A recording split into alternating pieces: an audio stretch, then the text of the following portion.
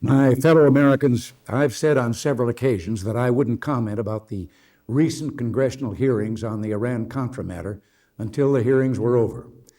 Well, that time has come, so tonight I want to talk about some of the lessons we've learned. But rest assured, that's not my sole subject this evening. I also want to talk about the future and getting on with things because the people's business is waiting. These past 9 months have been confusing and painful ones for the country. I know you have doubts in your own minds about what happened in this whole episode. What I hope is, not in doubt, however, is my commitment to the investigations themselves. So far, we've had 4 investigations by the Justice Department, the Tower Board, the Independent Counsel, and the Congress. I requested 3 of those investigations, and I endorsed and cooperated fully with the 4th, the congressional hearings, supplying over 250,000 pages of White House documents, including parts of my own private diaries. Once I realized I hadn't been fully informed, I sought to find the answers. Some of the answers I don't like. As the Tower Board reported, and as I said last March, our original initiative rapidly got all tangled up in the sale of arms, and the sale of arms got tangled up with hostages. Secretary Shultz and Secretary Weinberger both predicted that the American people would immediately assume this whole plan was an arms for hostages deal and nothing more. Well, unfortunately, their predictions were right. As I said to you in March, I let my preoccupation with the hostages intrude into areas where it didn't belong. The image, the reality of Americans in chains, deprived of their freedom and families so far from home, burdened my thoughts, and this was a mistake. My fellow Americans, I've thought long and often about how to explain to you what I intended to accomplish, but I respect you too much to make excuses. The fact of the matter is that there's nothing I can say that will make the situation right. I was stubborn in my pursuit of a policy that went astray. The other major issue of the hearings, of course, was the diversion of funds to the Nicaraguan Contras. Well, Colonel North and Admiral Poindexter believed they were doing what I would have wanted done, keeping the democratic resistance alive in Nicaragua. I believed then, and I believe now, in preventing the Soviets from establishing a beachhead in Central America. Since I have been so closely associated with the cause of the Contras, the big question during the hearings was whether I knew of the diversion. I was aware the resistance was receiving funds directly from third countries and from private efforts, and I endorsed those endeavors wholeheartedly. But let me put this in capital letters. I did not know about the diversion of funds. Indeed, I didn't know there were excess funds. Yet the buck does not stop with Admiral Poindexter, as he stated in his testimony. It stops with me. I am the one who is ultimately accountable to the American people. The Admiral testified that he wanted to protect me, yet no president should ever be protected from the truth. No operation is so secret that it must be kept from the Commander-in-Chief. I had the right, the obligation, to make my own decision. I heard someone the other day ask why I wasn't outraged. Well, at times, I've been mad as a hornet.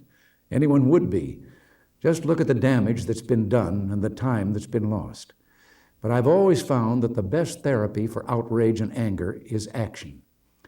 I've tried to take steps so that what we've been through can't happen again, either in this administration or future ones. But I remember very well what the Tower Board said last February when it issued this report. It said the failure was more in people than in process. We can build in every precaution known to the world. We can design the best system ever devised by man. But in the end, people are going to have to run it. And we will never be free of human hopes, weaknesses, and enthusiasms. Let me tell you what I've done to change both the system and the people who operate it. First of all, I've brought in a new and knowledgeable team. I have a new national security advisor, a new director of the CIA, a new chief of staff here at the White House. And I've told them that I must be informed and informed fully. In addition, I adopted the Tower Board's model of how the NSC process and staff should work, and I prohibited any operational role by the NSC staff in covert activities. The report I ordered reviewing our nation's covert operations has been completed. There were no surprises. Some operations were continued and some were eliminated because they'd outlived their usefulness. I am also adopting new, tighter procedures on consulting with and notifying the Congress on future covert action findings. We will still pursue covert operations when appropriate, but each operation must be legal and it must meet a specific policy objective. The problem goes deeper, however, than policies and personnel. Probably the biggest lesson we can draw from the hearings is that the executive and legislative branches of government need to regain trust in each other. We've seen the results of that mistrust in the form of lies, leaks, divisions, and mistakes. We need to find a way to cooperate while realizing foreign policy can't be run by committee. And I believe there's now the growing sense that we can accomplish more by cooperating. And in the end, this may be the eventual blessing in disguise to come out of the Iran-Contra mess. But now, let me turn to the other subject I promised to discuss this evening, the future. There are now 17 months left in this administration, and I want them to be prosperous, productive ones for the American people. When you first elected me to this office, you elected me to pursue a new, different direction for America. When you elected me the second time, you reaffirmed your desire to continue that course. My hopes for this country are as fervent today as they were in 1981. Up until the morning I leave this house, I intend to do what you sent me here to do: lead the nation toward the goals we agreed on when you elected me. Let me tell you where I'm going to put my heart and my energies for the remainder of my term. For my entire political life, I've spoken about the need for the Supreme Court to interpret the law, not make it.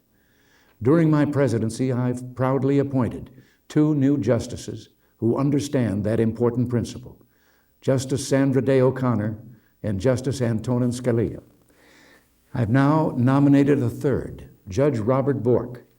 When I named him to the U.S. Court of Appeals, the American Bar Association gave Judge Bork, who is a brilliant scholar and jurist, its very highest rating. As a member of that court, Judge Bork has written more than 100 majority opinions and joined in another 300. The Supreme Court has never reversed a single one of those 400 opinions. His nomination is being opposed by some because he practices judicial restraint. Now that means he won't put their opinions ahead of the law. He won't put his own opinions ahead of the law. And that's the way it should be. Judge Bork would be an important intellectual addition to the court, and I will fight for him because I believe in what he stands for. As soon as the Senate returns from its recess next month, it should consider Judge Bork's qualifications and then vote yes or no, up or down. This nation and its citizens deserve a full bench with 9 justices when the court convenes in October. In the months ahead, I also hope to reach an agreement, a comprehensive and verifiable agreement, with the Soviet Union on reducing nuclear arms. We're making real progress on the global elimination of an entire class of nuclear weapons.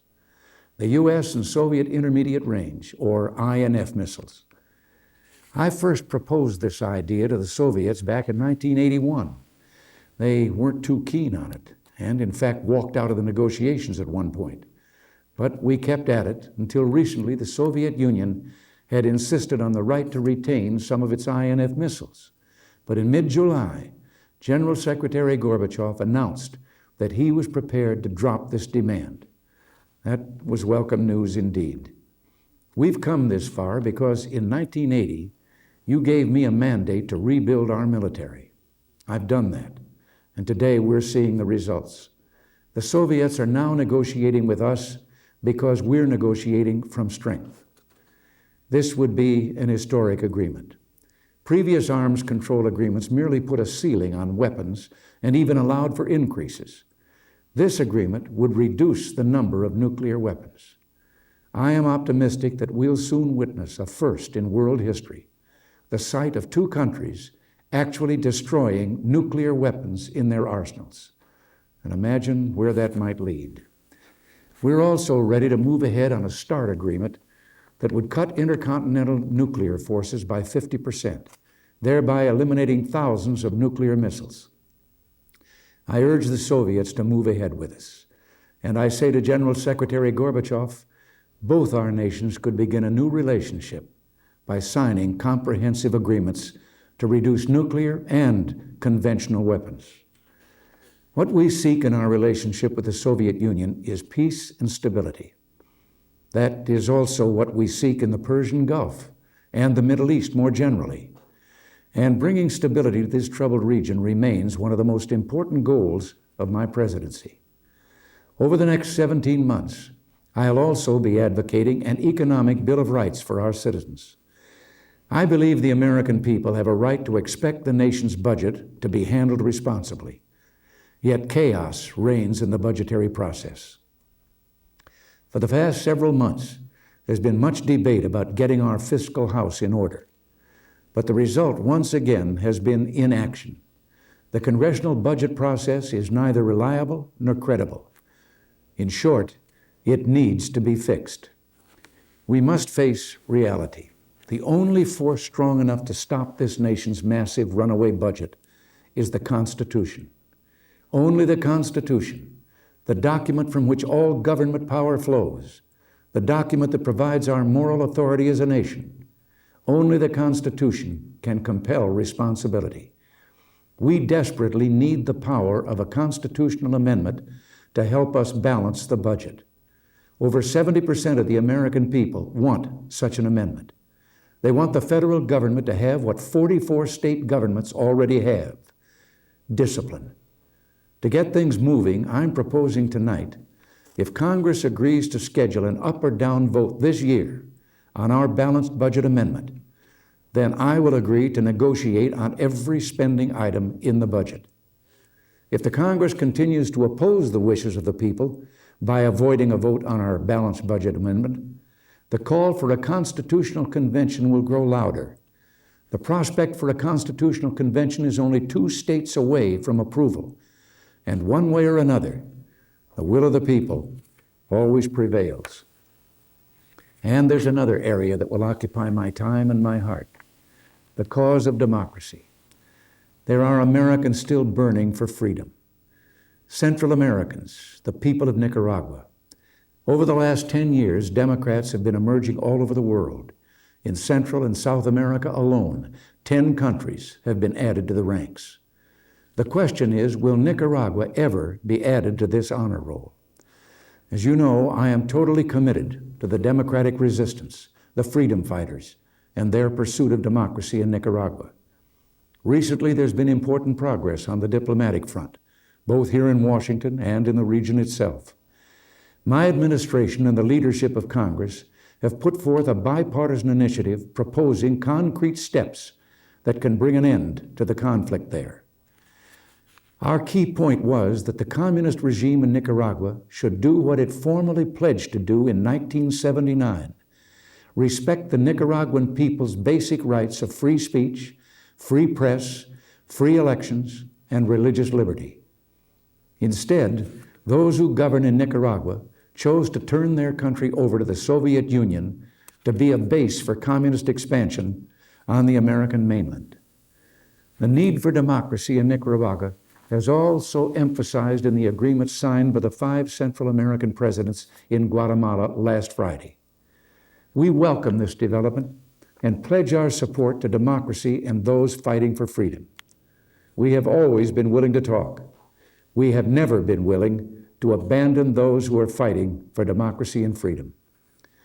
I'm especially pleased that in the United States diplomatic initiative, we once again have the beginnings, however uncertain, of a bipartisan foreign policy. The recent hearings emphasize the need for such bipartisanship, and I hope this cautious start will grow and blossom. These are among the goals for the remainder of my term as president. I believe they're the kinds of goals that will advance the security and prosperity and future of our people. I urge the Congress to be as thorough and energetic in pursuing these ends as it was in pursuing the recent investigation.